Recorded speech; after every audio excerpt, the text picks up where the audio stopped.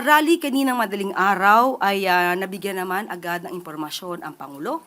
At ang Pangulo naman ay nirerespeto ang karapatan ng bawat tao.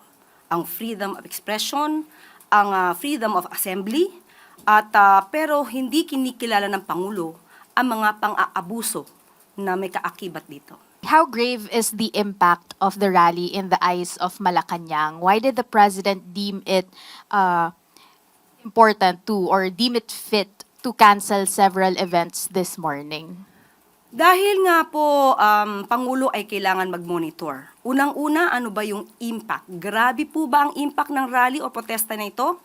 Sa paningin po ng administrasyon, magkakaroon po ito ng impact, hindi lang para sa palasyo, kung hindi sa buong mamamayan natin na naapektuhan ng surprise rally na ito.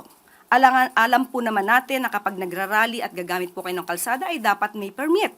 At hindi po ito dapat na inililihim para naman po makapaghanda ang gobyerno.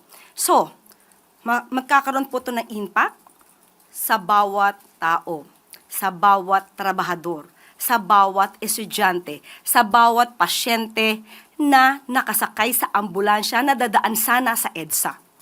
Lahat ng ito, pati tayo rito, ay maaapektuhan. Maaapektuhan tayo dahil sa ipinaglalaban ba nila ang isang karapatan? Karapatan ba ni Senator Marcoleta?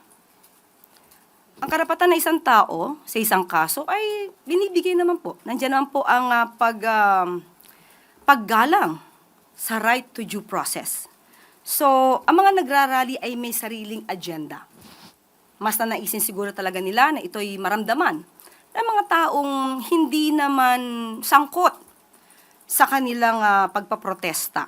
Nagkakaroon lamang tayo ng mga collateral damage na apektuhan yung hindi naapektuhan, pero ito po ay makakaapektong malaki sa ekonomiya, sa bawat negosyo, sa bawat tao na kailangan pumasok sa kanilang eskwelahan, sa kanilang trabaho o pumunta ng mabilisan sa ospital.